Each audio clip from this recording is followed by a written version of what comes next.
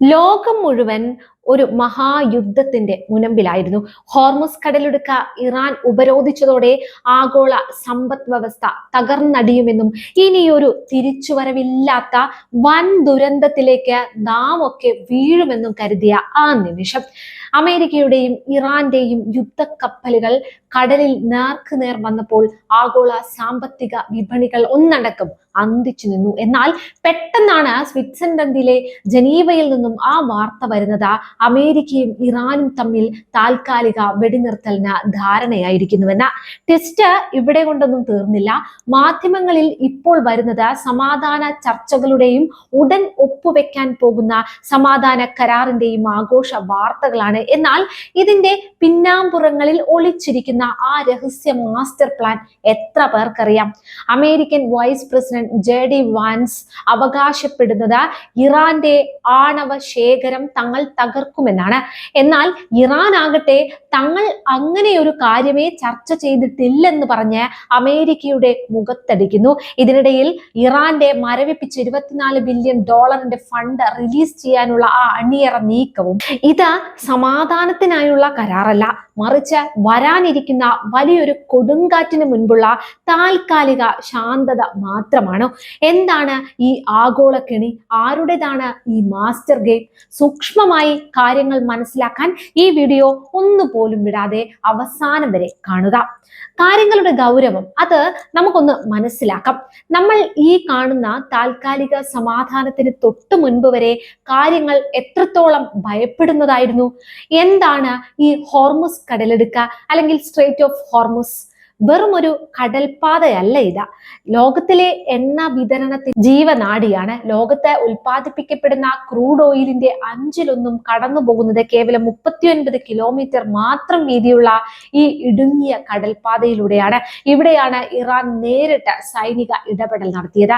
Iran ഇവിടെ മൈനുകൾ വിതറുകയും ഉപരോധം ഏർപ്പെടുത്തുകയും ചെയ്തതോടെ ആഗോള ക്രൂഡ് ഓയിൽ വിപണി അക്ഷരാർത്ഥത്തിൽ കത്തിയമർന്നു.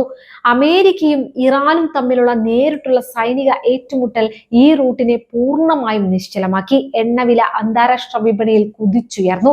ആഗോള പണപ്പെരുപ്പം എല്ലാ പരിധികളും ലംഘിച്ചു മുന്നേറി. മറ്റൊരു ലോക മഹായുദ്ധത്തിലേക്ക് കാര്യങ്ങൾ നീങ്ങുകയാണെന്ന് സാമ്പത്തിക വിദഗ്ധർ പോലും പ്രവചിച്ച നിമിഷങ്ങളായിരുന്നു അത്. ഇനി ഇതിന്റെ ഇന്ത്യൻ വശം അത് നമ്മൾ കാണാതെ പോകരുത്. ഭാരതത്തെ സംബന്ധിച്ച് ഇത് കേവലം ഒരു വിദേശി യുദ്ധമല്ല, മറിച്ച് രാജ്യത്തിന്റെ നിലനിൽപ്പിനെ തന്നെ ബാധിക്കുമായിരുന്ന ഒരു പ്രശ്നമായിരുന്നു. എന്തുകൊണ്ട്? കണക്കുകൾ പരിശോധിക്കാൻ നമുക്ക്. ലോകത്തിലെ ഏറ്റവും വലിയ 3ാമത്തെ എണ്ണ ഉപഭോക്താവാണ് ഇന്ത്യ. നമുക്ക് ആവശ്യമുള്ള ക്രൂഡ് ഓയിലിന്റെ 85 മുതൽ 90% വരെ നമ്മൾ വിദേശ രാജ്യങ്ങളിൽ നിന്ന് ഇറക്കുമതി ചെയ്യുകയാണ് ചെയ്യുന്നത്. അതിൽ ഭൂരിഭാഗവും സൗദി അറേബ്യ, ഇറാഖ്, UAE തുടങ്ങിയ മിഡിൽ ഈസ്റ്റ് രാജ്യങ്ങളിൽ നിന്ന് വരുന്നത് കൃത്യമായി ഈ ഹോർമുസ് കടലിടുക്ക് വഴിയാണ്. ഈ റൂട്ടിൽ എണ്ണക്കപ്പലുകൾക്ക് നേരെ ഡ്രോൺ ആക്രമണങ്ങൾ ഉണ്ടായപ്പോൾ ഇന്ത്യയുടെ വിദേശ നാണ്യശേഖരം വൻതോതിൽ ചോരാൻ തുടങ്ങിയതായും റിപ്പോർട്ടുകളുണ്ട്. ആ യുദ്ധം മറ്റൊരു 2 ആഴ്ച കൂടി തുടർന്നാൽ ഇന്ത്യയിലെ ആഭ്യന്തര പെട്രോൾ ഡീസൽ വില ഇരട്ടിയാകുമായിരുന്നു. അങ്ങനെയുണ്ടായാൽ ട്രാൻസ്പോർട്ടേഷൻ ചെലവുകൾ കൂടും.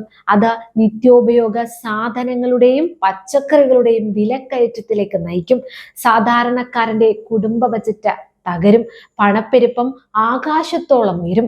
എന്നാൽ ഇപ്പോൾ സ്വിറ്റ്സർലൻഡിലെ ബെർഗൻ സ്റ്റോക്കിൽ വെച്ച് ഒപ്പുവെക്കുന്ന താൽക്കാലിക ധാരണാപത്രവും ഹോർമുസ് കടലിടുക്ക് തുറന്നതുമാണ് ഇന്ത്യൻ വിപണിക്കും സാധാരണക്കാരനും ഇപ്പോൾ ഒരു വലിയ ആശ്വാസം നൽകിയിരിക്കുന്നത്. ഒരു ലോക മഹായുദ്ധം അനിവാര്യമാണെന്ന് കരുതിയിടത്തു നിന്നാണ് ഈ പെട്ടെന്നുള്ള യൂട്ടേൺ സംഭവിച്ചത്. യഥാർത്ഥത്തിൽ ഇതൊരു തന്ത്രപരമായ ചെസ് കളിയാണ്.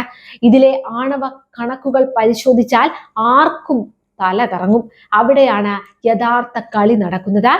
ഇറാന്റെ കൈവശം നിലവിൽ 440 കിലോഗ്രാം അത്യധികം സമ്പുഷ്ടീകരിച്ച യുറേനിയം ശേഖരമുണ്ട്.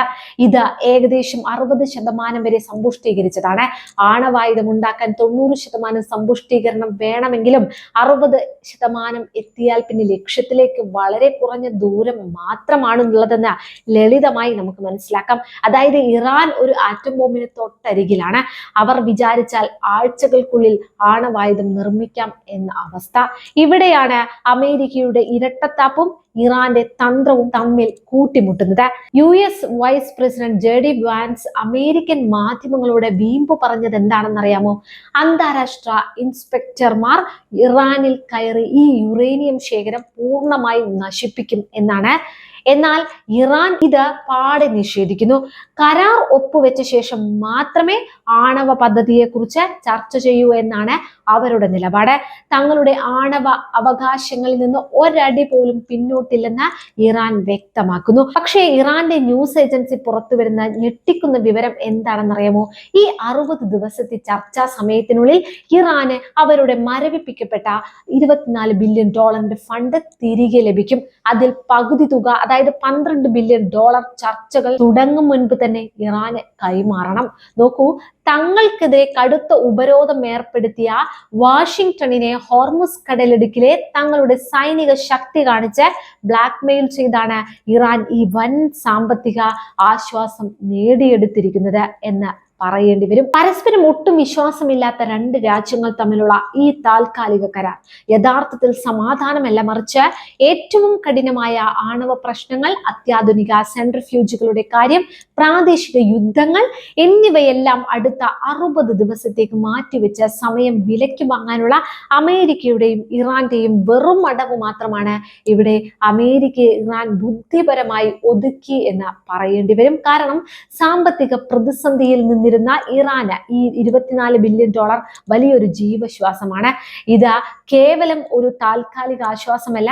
അമേരിക്കയും ഇറാനും തമ്മിലുള്ള ഈ താൽക്കാലിക യുദ്ധവിരാമവും ഹോർമുസ് കടലിടുക്ക് വീണ്ടും തുറന്നതും ഭാരതത്തിനും അതുപോലെ തന്നെ ഇവിടുത്തെ സാധാരണക്കാരനും മറ്റു രാജ്യങ്ങൾക്കും നേരിട്ടുള്ള നേട്ടങ്ങൾ എന്തൊക്കെയാണെന്ന് ഇനി നോക്കാം. ഒന്നാമതായി, എണ്ണ വിലയിലെ ഇടിവ്. കടലിടുക്ക് തുറന്നതോടെ രാജ്യാന്തര വിപണിയിൽ ക്രൂഡ് ഓയിൽ വില കുത്തനെ ഇടിഞ്ഞു. ഇത് ഇന്ത്യൻ സമ്പദ് വ്യവസ്ഥയ്ക്ക് നൽകുന്ന ആശ്വാസം ചെറുതല്ല.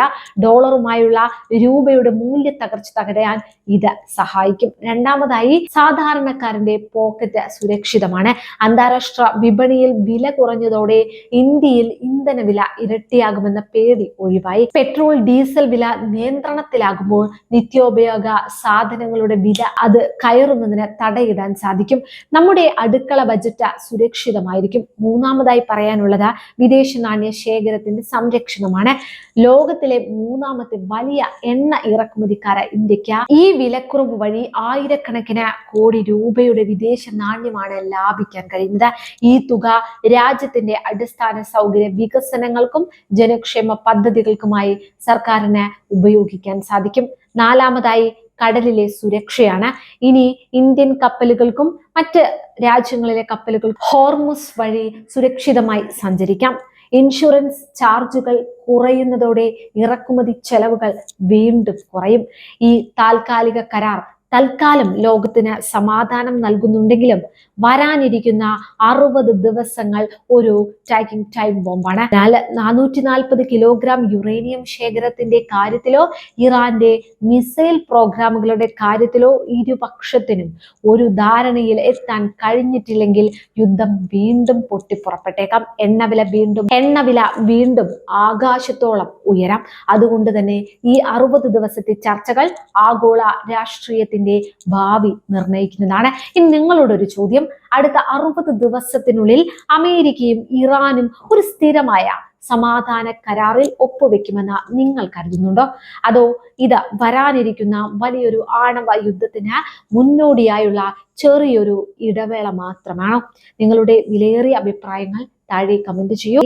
ഈ ചാനൽ സബ്സ്ക്രൈബ് ചെയ്യാതെയാണ് കാണുന്നതെങ്കിൽ ഡു സബ്സ്ക്രൈബ് ആൻഡ് സപ്പോർട്ട്.